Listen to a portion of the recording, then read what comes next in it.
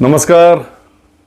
जवळपास एक 8-9 दिवसाचा गॅप पडला आपल्या एपिसोड्समध्ये आणि त्याचं कारण म्हणजे 11 एप्रिलला महात्मा ज्योतिबा फुले यांच्या द्विशतकी जयंतीच्या निमित्तानं 200व्या जयंतीच्या निमित्तानं विदर्भात अमरावतीला जाणीव प्रतिष्ठान या नामवंत संस्थेने माझं व्याख्यान ठेवलं होतं. साऊ आणि ज्योतिबांचा महाराष्ट्र कुठे चाललं या विषयावरती आणि उत्स्फूर्त असा प्रतिसाद अमरावतीकरांचा त्या व्याख्यानाला मिळाला. फार समाधान वाटलं आणि मग पहिल्यांदाच विदर्भात गेलो होतो, त्यामुळे काही ठिकाणं पाहायची होती, काही लोकांना भेटायचं होतं, ते सगळं करत बसलो. अमरावतीत संत गाडगेबाबा स्मृती मंदिरात जाऊन दर्शन घेतलं. त्यानंतर मोझरीला गेलो, राष्ट्रसंत तुकडोजी महाराज यांच्या समाधीस्थळाचं दर्शन घेतलं, ते सगळं स्थान व्यवस्थित पाहिलं. त्यानंतर मग सेवाग्रामला गेलो. खूप वर्षांची इच्छा होती सेवाग्राम आश्रमात जाण्याची, वर्ध्याला ती पूर्ण केली. सेवाग्राम आश्रम निवांतपणे सगळा फिरला आणि वर्ध्याचे निवासी असलेले विचारवंत आणि महात्मा गांधी यांच्या विचारांवरती अढळ श्रद्धा असणारे निष्ठावंत अनुयायी गांधी विचारांचे श्रीकांत बारहाते सर यांच्याशी सेवाग्राम आश्रमातच बापू कुटीच्या समोरच संवाद साधला. तिथून मग नागपूरला गेलो दीक्षाभूमीवरती. ती खूप वर्षांची इच्छा होती. दीक्षाभूमीचं मनोभावे दर्शन घेतलं, तिथे काही वेळ व्यतीत केला आणि त्यानंतर चंद्रपूरला गेलो. ज्येष्ठ विचारवंत, लेखक, ज्येष्ठ पत्रकार, ज्येष्ठ संपादक आदरणीय सुरेश द्वादशीवार सरांना भेटायची तीव्र ओढ होती. मागील वर्षभरापासून ठरवत होतो, मग तो योग आता या भेटीमध्ये जुळवून आणला आणि सुरेश द्वादशीवार सरांच्या घरी गेलो, त्यांना भेटलो, निवांत गप्पा गोष्टी झाल्या आणि अभिव्यक्तीसाठी प्रदीर्घ असा संवाद साधला त्यांच्याशी. म्हणजे त्याचा पहिला भाग आज मी आपणासमोर सादर करतोय, अपलोड करतोय आणि आणखीन असे जवळपास 3 भाग माझ्या मते त्यांच्याशी संवादाचे होतील वेगवेगळ्या विषयांवरचे. मग चंद्रपूरवरनं ब्रह्मपुरीला गेलो. तिथे कल्पना सूर्यवंशी गेडाम या आमची स्नेही आहेत, त्यांना भेटलो. तिथे काही वेळ ब्रह्मपुरीमध्ये व्यतीत केला. तिकडून मग बुलढाण्यात आलो, सिंदखेड राजाला, लोणार सरोवर, त्यानंतर मग राजमाता जिजाऊ मासाहेबांचं जन्मस्थळाचं दर्शन घेतलं राजे लखुजी यांच्या वाड्यामध्ये जाऊन. आणि तिथेच पुढे मग शिवसृष्टी उभारलेली आहे मराठा सेवा संघाने. तिथे हरिभक्त परायण ज्योतिताई देशमुख जाधव ज्यांचं आदर्श कीर्तन परंपरेचा वारसा ज्या आपल्या पुढं नेत आहेत अतिशय दमदारपणे, जोरदारपणे, त्यांच्याशी संवाद साधला अभिव्यक्तीवरती. हे सगळं अभिव्यक्तीवरती टप्प्याटप्प्याने मी घेऊन येईल. परंतु आज आदरणीय सुरेश द्वादशीवार सर ज्यांची कारकीर्द अतिशय मोठी आहे, प्राध्यापक म्हणून विद्यादानाचं, विद्यार्थी घडवण्याचं काम महाविद्यालयामध्ये त्यांनी अनेक वर्ष केलं आणि त्यानंतर तरुण भारतमध्ये काही वर्ष स्तंभलेखन, त्यानंतर मग नागपूर आवृत्ती लोकमत, तिथे जवळपास 9 ते 10 वर्ष संपादक राहिले ते लोकसत्तामध्ये आधी आणि त्यानंतर लोकमतमध्ये जवळजवळ 17 वर्ष ते लोकमतचे त्या आवृत्तीचे संपादक होते. प्रदीर्घ अशी पत्रकारितेची कारकीर्द, त्याआधी प्राध्यापक, त्यानंतर त्यांनी अनेक पुस्तकं लिहिली. आत्ता माझ्या मते त्यांचं प्रश्नोपनिषद हे ताजं पुस्तक प्रकाशित झालं, ते 33वं की 34वं आहे आणि आत्ता उत्तरायण या नावाचं पुस्तकाचं त्यांचं लिखाण एकदम अंतिम टप्प्यामध्ये आलेलं आहे. आणि वेगवेगळे भाग जसं मी म्हटलं तसं त्यांच्यासोबतच्या झालेल्या संवादाचे जे तुम्हाला अतिशय आवडतील ते मी घेऊन येत राहील थोड्या अंतराने.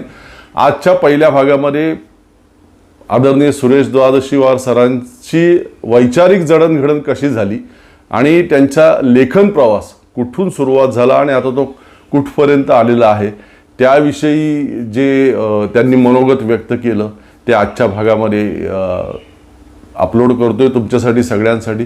निश्चितपणे आवडेल. हा जो आपल्या अवतीभोवती सगळा राजकारणाचा कोलाहल चालू आहे, सगळा गदारोळ चालू आहे वेगवेगळ्या विषयांवरनं, त्याच्यामध्ये तुम्हाला या संवादाचं वेगळेपण निश्चितपणे भावेल. काहीतरी मिळाल्याची अनुभूती तुम्हाला येईल, काहीतरी लाभल्याची अनुभूती तुम्हाला मिळेल असा माझा विश्वास आहे. अवश्य ऐका, पहा. आदरणीय सुरेश द्वादशीवार यांच्याशी संवादाचा हा पहिला भाग. खरं सांगू का, माझ्या लिखाणाची सुरुवात आदिवासींवरून झाली. चंद्रपूर जिल्ह्यामधल्या आदिवासींच्या दारिद्र्याच्या प्रश्नावर मी 12 वर्षपर्यंत एक साप्ताहिक चालवत होतो, गोंडवाना नावाचं. त्यामुळं मी दारिद्र्य आणि दारिद्र्याच्या वाट्याला येणारे भोग त्या माणसांचे त्या काळात पाहिले आहेत. आणि त्यामुळं मला त्या समाजाविषयीची एक विलक्षण आत्मीयता आहे. मला माडीया भाषा येते त्यांची. आजही मी त्यांच्या गावात त्यांच्या भाषेत त्यांच्या लोकांशी बोलू शकतो. तर पहिलं पुस्तक माझं जे आहे ते माडीया समाजावरचं आहे. माडीया समाजामधला पहिला मुलगा जो डॉक्टर झाला त्याला माझ्या पत्नीने दत्तक घेतलं होतं. तो इथं शिकला 11वी 12वी, नंतर तो मेडिकलला गेला, MBBS झाला. काही थोर मोठ्या माणसांकडे गेला की आता मी काय करू, तर थोरा मोठ्यांनी त्यांच्या सल्ल्याप्रमाणे त्याला सांगितलं की आता तू तुझ्या खेड्यात जा आणि दवाखाना चाल आदिवासींसाठी. माझ्याकडे तो आला तेव्हा मी म्हणालो की आमची पोरं शिकतात आणि अमेरिकेत जातात, पैसा मिळवतात, तू शिकायला जा.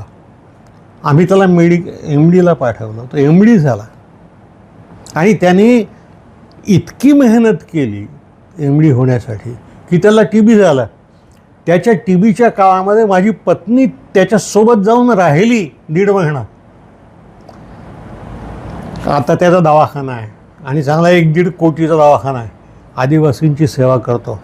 त्या मुलावर मी कादंबरी लिहिली. त्या कादंबरीचं नाव हाकुमी. हाकुमी म्हणजे हे वाद्य. ओके, त्यावरचं ते आदिवासींचं वाद्य आहे. त्या कादंबरीवर चित्रपट निघाला लाल सलाम नावाचा हिंदीमध्ये. खरं म्हणजे माझी सुरुवात तिथून झाली. त्या दरिद्री समाजातल्या दुःखांच्या ओळखीपासून झाली. पुढल्या काळामध्ये माझा संबंध बाबा आमट्यांशी आला आणि जवळजवळ 1962 पासून 84 पर्यंत मी बाबांच्या सहवासात राहिलो. दर शनिवार रविवारी तिथं राहायचो. आणि बाबांनी आणि मी मिळून एक पुस्तक लिहिलं आहे, करुणेचा कलाम नावाचं. अच्छा. ते कवितेतलं आहे. त्याला पु ल देशपांडेंची प्रस्तावना आहे. पुढे माझे थोडेसे त्यांच्याशी मतभेद झाले आणि मी त्याच्यापासून दूर झालो 84मध्ये. त्यानंतर 10 वर्षांनी पुन्हा आमचं संबंध जुळले आणि आता त्यांचे माझे संबंध चांगले आहेत. आत्ता परवाच प्रकाश आमटे आणि मंदा येऊन गेले इथं. त्यामुळं तिथं असताना कुष्ठरोग्यांची दुःख मी पाहत होतो, त्यांच्या वेदना पाहत होतो. त्यामुळं आयुष्याचा आरंभीचा संबंध दारिद्र्याशी, दैन्याशी, दुःखाशी, वेदनेशी, रोगांशी असा आला. त्याचा एक परिणाम असा झाला की मला ती माणसं जास्त जवळची वाटायला लागली. उलट मला माझे नातेवाईकच नाही तर धनवंत तर सारेच मला दूरचे वाटायला लागले. माझा एकही मित्र श्रीमंत नाही, सगळी माझ्याच बरोबरची माणसं आहेत. त्यातून या लिखाणाला सुरुवात झाली. नंतरच्या काळामध्ये तरुण भारताने मला आपला स्तंभलेखक बनवला. तर मी 74 पासून 84 पर्यंत तिथं स्तंभलेखन केलं. पण मी तरुण भारतात लिहित असलो तरी संघावर टीका करत होतो आणि संघावरची माझी टीका ते छापत होतं. अच्छा. मागो वैद्य हे संपादक होते. त्यांचं माझ्यावर फार प्रेम होतं. मी संघावर इतकी टीका केली की एकदा तर माझा एक लेख राष्ट्रीय स्वयंसेवक संघ आणि जमाते इस्लामी यांच्यातलं साम्य याच विषयावरचा वा. तो त्यांनी छापला. बाळासाहेब देवरस प्रकाशन संस्थेचे अध्यक्ष होते आणि सरसंघचालक होते. त्यांनी त्यांना बोलवून सांगितलं की हे कसं छापलं तुम्ही.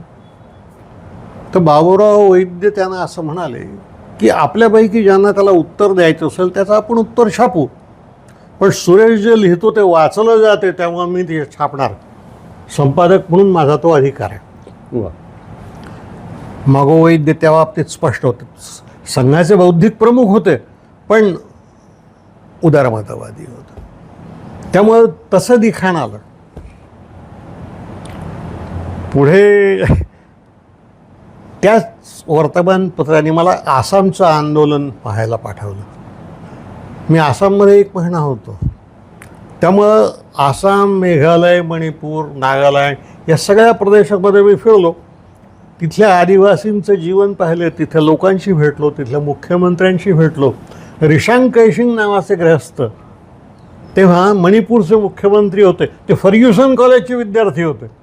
अच्छा. आणि ते मराठी चांगलं बोलत होते. तेव्हा त्या प्रदेशावर मी एक पुस्तक लिहिलं, आसाम ईशान्येचा परिसर या नावाचं. ते राजकीय आहे. त्या काळामध्ये, आता नाव घेत नाही मी, माझ्या आयुष्यामध्ये एक माझी मैत्रीण आली. तिच्यावर मी एक नाव न टाकता कादंबरी लिहिली. त्या कादंबरीचं नाव अलकनंदा होतं. तिच्या 17 आवृत्त्या निघाल्या. वा वा. त्यानंतर मग एक स्त्री मी पाहिली, माझ्या नात्यात नव्हती पण ओळखीची होती. तिला लोकांनी देवी म्हणूनच वाढवलं. देवी, तू देवी आहे, देवी आहे, पूजा करायची.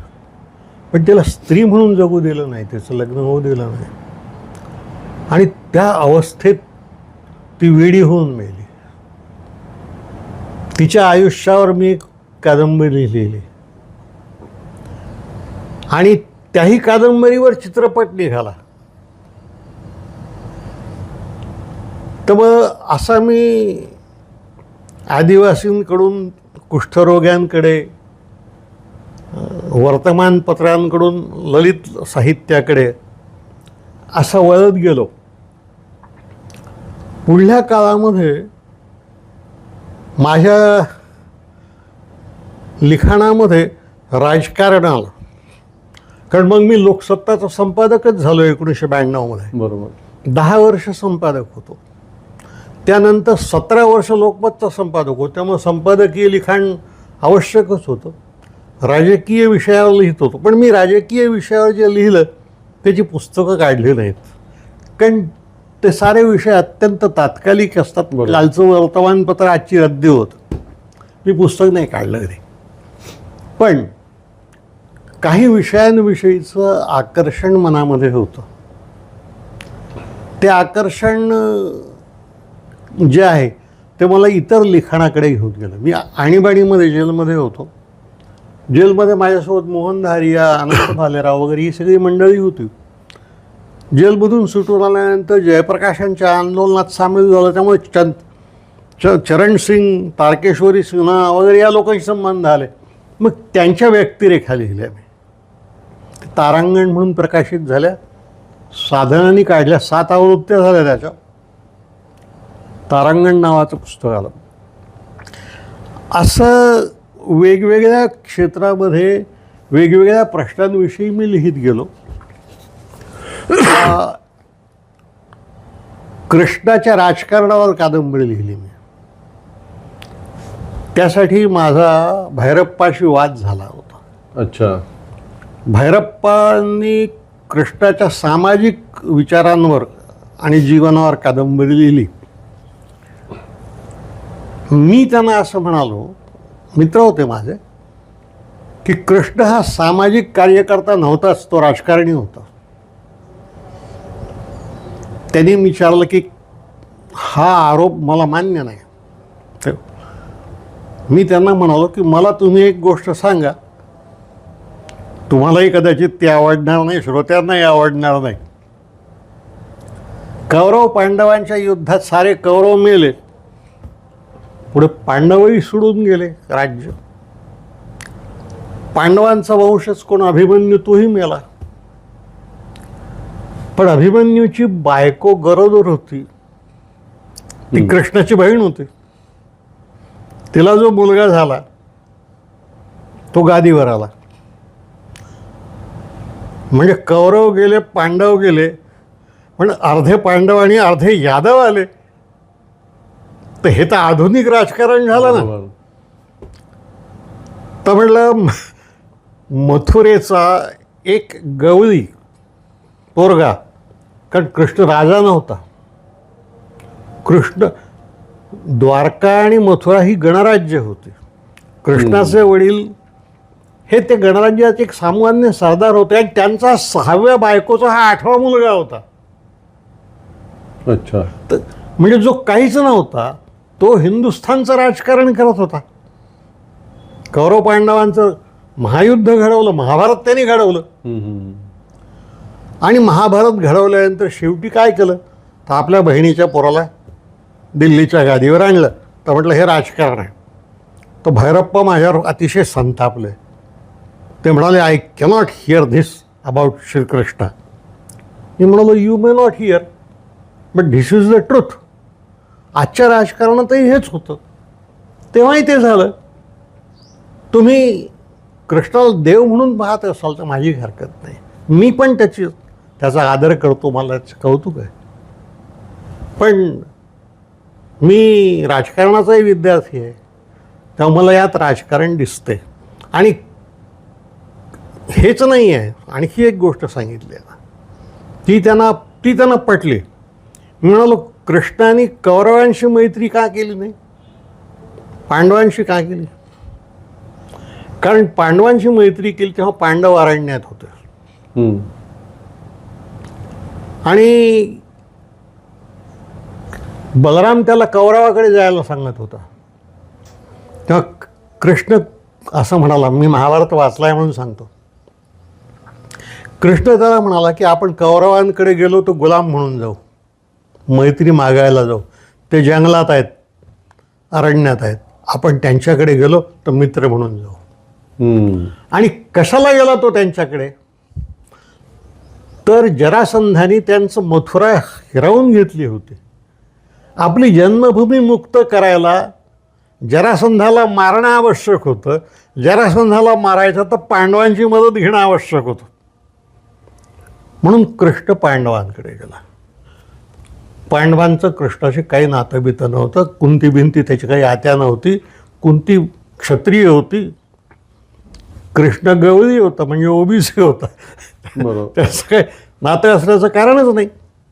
द्रौपदी ही त्याची बहीण नव्हती, ती पंजाबन होती आजच्या भाषेत सांगायचं तर. हे कसं आहे, मी तुमच्या घरी आलो आणि तुमच्या आई आल्या माझ्यासमोर, तर मी तिला नमस्कार करेन, मी तिला माझी आई म्हणेन. बरोबर. तसं त्यांनी तिला आत्या म्हटलं, तिला बहीण म्हटलं. त्यांना मी म्हणालो तुम्हाला माहीत आहे की नाही म्हटलं की महाभारतामध्ये कृष्णाशी आपलं असलेलं नातं फक्त एका ठिकाणी द्रौपदीने सांगितलं आहे म्हटलं. आणि त्यात असं ती म्हणते की मी त्याची सखी आहे, बहीण नाही म्हणत. हे त्यांना पटलं, ते पहिलं पटलेलं आहे. ते एनिवे, मग मी कृष्णाच्या जीवनावर राजधर्म नावाची कादंबरी लिहिली, राजकारणावर. त्यानंतर मग माझ्या लक्षात असं आलं की नाही, आपण यामध्ये आणखी शिरलं पाहिजे तत्त्वज्ञानाच्या क्षेत्रामध्ये. म्हणून मी कोहम कादंबरी लिहिली. तर कोहम हा विषयच तत्त्वज्ञानाचा आहे. त्या कादंबरीमध्ये विवेकानंद आणि अरविंद या दोन व्यक्तिरेखा एकत्र आणण्याचा आणि त्या स्वतःचा शोध घेत आहेत. ओके. आणि हा शोध ते आधुनिक तत्त्वज्ञानाच्या, पाश्चात्य तत्त्वज्ञानाच्या देखील संदर्भात घेत आहेत, अशी ती कादंबरी लिहिली. ही कादंबरी प्रचंड लोकप्रिय झाली, साधनांनी काढली. पण त्यामध्ये कुठेही हे ईश्वर ध्यानी लागले आहेत असं लिहिलेलं नाही. शेवटल्या क्षणी त्याचा जो नायक आहे राजशेखर, तो असं म्हणतो, अरे शेवटी ईश्वर आणि नीती या गोष्टी माणसांनीच निर्माण केलेल्या आहेत. म्हणून मी तिथं आलो आहे. आता इथं सांगू नये, पण मी बेसिकली सेक्युलर मनाचा माणूस आहे. माझे वडील स्वातंत्र्य सैनिक होतं, तो त्यांचा ताम्रपट आहे. मी सेक्युलर माणूस आहे. पण ज्या चांगल्या गोष्टी आहेत समाजामध्ये, शुभ आहेत, मंगळ आहेत, त्यांच्याविषयी मला आस्था आहे. म्हणून मला गांधी आवडतो, म्हणून मला नेहरूही आवडतात, मला पटेलही आवडतात, मला मौलाना सर्वात अधिक आवडतात. फार ज्ञानी माणूस होता. अनेकांना आश्चर्य वाटते मी जेव्हा सांगतो तेव्हा. मौलाना आझाद यांनी कुराणावर पहिलं भाष्य जे लिहिलं तेव्हा त्यांचं वय 18 वर्षाचं होतं. म्हणजे आपला ज्ञानेश्वर होता तो. आणि मौलाना अबुल कलाम आझाद यामधलं एकही त्यांचं नाव नाही आहे. मौलाना ही धार्मिक उपाधी आहे. बरोबर. अबुल कलाम हा त्यांना मिळालेला किताब आहे, मक्केच्या मशिदीने दिलेला, आणि आझाद हे पेन नेम आहे. अच्छा. एखाद्या माणसाचं ज्ञान इतकं मोठं असावं की लोकांनी त्याच्या फक्त पदव्याचं लक्षात ठेवाव्या वा. आणि नाव विचारूच नाही, इतका तो मोठा माणूस होता. त्यांचं नाव मोहियुद्दीन अहमद होतं. म्हणून मला मौलानांविषयी फार प्रेम आहे. म्हणून मी खान अब्दुल गफार खानांच्या पुस्तकाला जी प्रस्तावना लिहिली आहे 35 पानांची, त्यामध्ये 25 पानं मौलानांवर लिहिले, कारण ते त्यांचे शिष्य होते खान अब्दुल गफार खान. अच्छा. म्हणून मग गांधी, नेहरू, पटेलांच्या पत्रव्यवहाराचे 10 खंड आहेत माझ्याकडे. काय भाषा आहे! नेहरूंच्या भाषेत लालित्य आहे, सरदारांची भाषा दरबारी आहे, गांधींची भाषा सामान्य शिक्षकाची. तर मौलानांविषयी मला फार आदर वाटला. मी त्यांच्या त्या बारडोलीच्या आश्रमातही जाऊन आलो. त्यामुळं मग मी या विषयांकडे थोडासा वळलो. पुढे पुढे माझ्या असं लक्षात आलं की गांधी एकदा समजला किंवा तो लिहिला की मग काही लिहायचं शिल्लकच राहत नाही आपल्या इथं. मी तुम्हाला एक साधं उदाहरण सांगतो, अगदी अलीकडचं. नागपुरामध्ये अखिल भारतीय ग्रंथोत्सव झाला एक. त्याला 8-9 लाख पुस्तकं होती. त्यात एका ठिकाणी मुलाखतीला मला बोलवलं होतं. तर मी कबूल करून गेलो. इथून निघालो आणि जामपर्यंत गेलो. आणि जामला पोचल्यानंतर माझ्या मनात एकदम असा विचार आला, की ही 10 लाख पुस्तकं इथं आहेत, ही सगळी जरी मिळवली तरी एक सॉक्रेटिस होतो किंवा एक बुद्ध होतो का, एक गांधी होतो का? मग कशाला जायचं त्या ग्रंथालयात?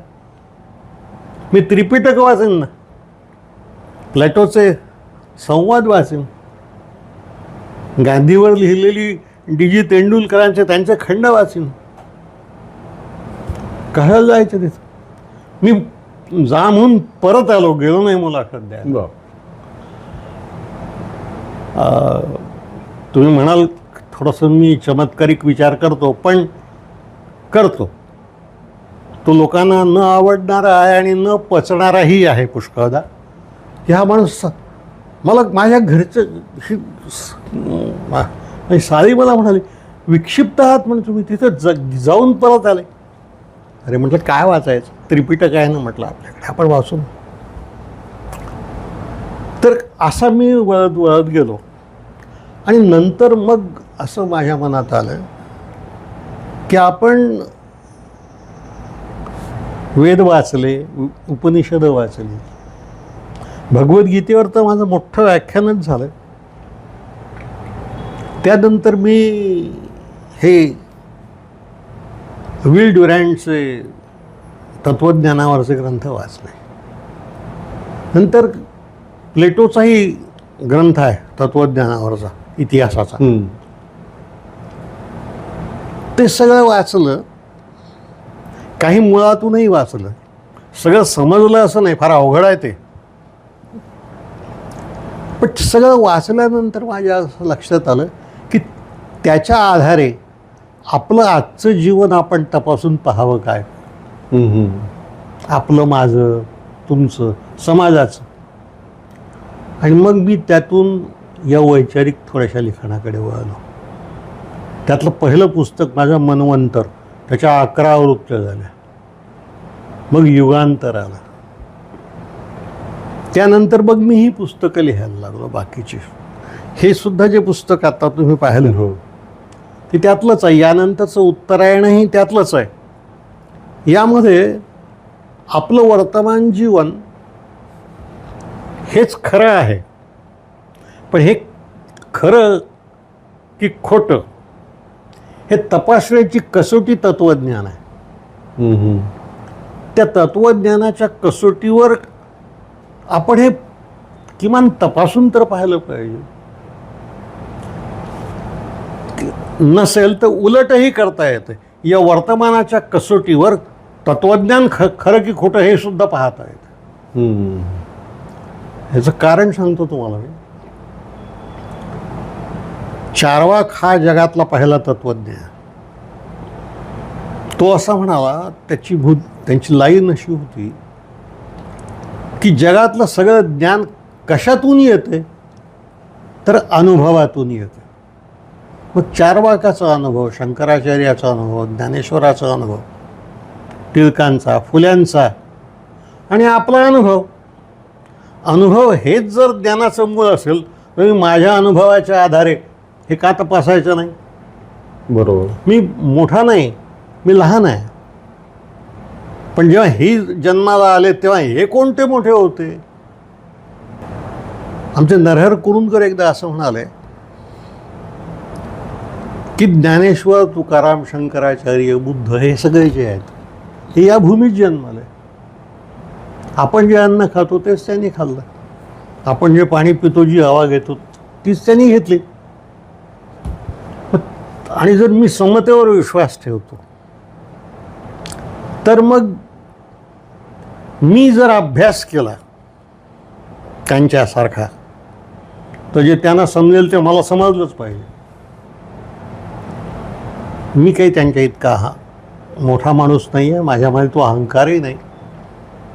पण मग मला असं वाटायला लागलं की ही तत्त्वज्ञानं वाचत असताना, नीत्शेसुद्धा वाचत असताना, अरे हे तर आपणही अनुभवलं.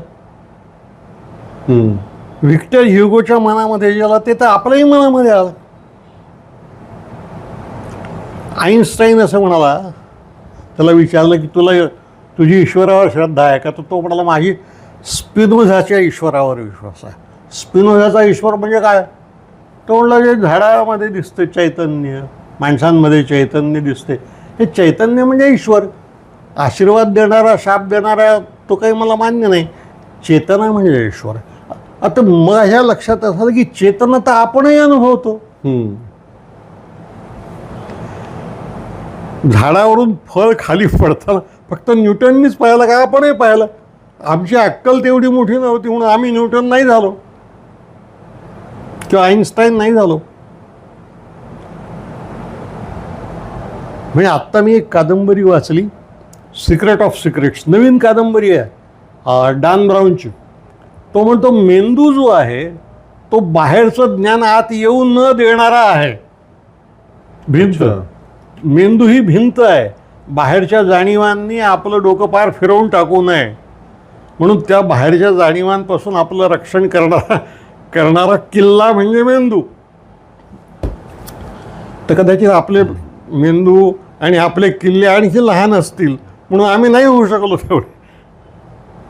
पण हे आम्ही नाही होऊ शकलो नाही हे समजण्याएवढी नम्रता माझ्यात असली पाहिजे असं मला नेहमी वाटत झालं. तर भैया मग त्यातून मग ही पुस्तकं लिहिली. स्मरणमध्ये मी खान अब्दुल गफार खानांवरच लिहिलं आहे. माझ्या आयुष्यात आलेल्या जवळच्या माणसांविषयी प्रकाश आमटेवर सुद्धा लिहिलं आहे मी. त्यात किती मला कसं वाटायला किती माणसांपासून आपलं शिकता येतं. मी ज्या मोहल्ल्यात राहतो ना, हा सगळा दलित मोहल्ला आहे. इकडे मुसलमान वस्ती आहे. 60 वर्ष आम्ही एकत्र राहतो. आमच्यात काही झालं, देवाणघेवाण आहे सगळी. प्रत्येकाजवळून शिकता येते. फक्त आपली विद्यार्थी होण्याची तयारी पाहिजे. ते होता येत नाही, हे आमचं दुर्दैव आहे. तिसरी शेवटली नाईलाजाची ही एक गोष्ट होऊ शकतो. मला आयुष्यात कोणी नातेवाईक नव्हते. माझी आई फार लहानपणी वारली. माझ्या काकूनी माझं सगळं केलं. वडीलही गेले. मी 30 वर्ष नागपूरला होतो. माझी पत्नी इथं होते. आम्ही एकमेकांपासून दूरच होतो. दर शनिवार रविवारी येत होतो. आता तर तीही नाही आणि मला नातेवाईक कुणी नाही. कोणीच नसल्यामुळं मग पुस्तकच आपली झाली, मित्रच आपले झाले. मग ज्याच्यापासून शिकता येईल, ज्यातून शिकता येईल ते थोडंसं शिकण्याचा प्रयत्न केला. हां, ते सगळं समजलं का? नाही समजलं. सगळं नाही समजलं. मी कालडीला जाऊन 15 दिवस राहिलो शंकराचार्यांचा अभ्यास करायला. नाही समजलं मला. फार वरवरच समजलं, मुळातून नाही समजलं सगळं. कदाचित नसेल आपली बुद्धी तेवढी मोठी. तर मी जिथं जिथं गेलो ना भैया, तिथं विद्यार्थी म्हणून गेलो. मी दरवर्षी 2दा जातो सेवाग्रामला. तिथं गेल्यानंतर मला एकदम मी अंतर्मुख होऊन जातो की याच्या कुटुंबाला राजकारणाचा इतिहास नव्हता, कुठलीही परंपरा नव्हती, कुठलंच काहीच नव्हतं. वकीलही चालली नाही त्याची. 1915 मध्ये तो आला आणि 5 वर्षात देशाचा नेता कसा झाला. बाकीच्यांना जे आयुष्यात जमत नाहीत ते त्याला 5 वर्षात कसं जमलं. कुतूहल आहे, असं असतं कुतूहल. हे कुतूहल मला गांधीविषयी आकर्षण वाटायला लागलं. कसं होतं, मला सगळंच समजलं आहे जगातलं. असं एकदा मनात आलं ना की माणसं काही शिकत नाहीत. मी शिकलो नसतो. मी प्राध्यापक होतो आणि लोकप्रिय प्राध्यापक होतो. एका पोरीने प्रेम करून लग्न केलं माझ्याशी. प्राध्यापक होतो, लोकप्रिय होतो, वक्ता होतोच. माझ्या सभा प्रचंड होत होत्या. निवडणुकीतही बोलत होतो. पण आपलं सगळं समजलं आहे असं मला कधी वाटलं नाही. सॉक्रेटिसचं एक वाक्य आहे, मला काय समजलं नाही ते मला समजलेलं आहे. वा. याचा अर्थ ज्ञात जगापेक्षा अज्ञात जग मोठं आहे. जर सॉक्रेटिसला समजलं नाही तर आपण कोण लागून गेलो आहोत. आपण कोण लागून गेलो आहोत.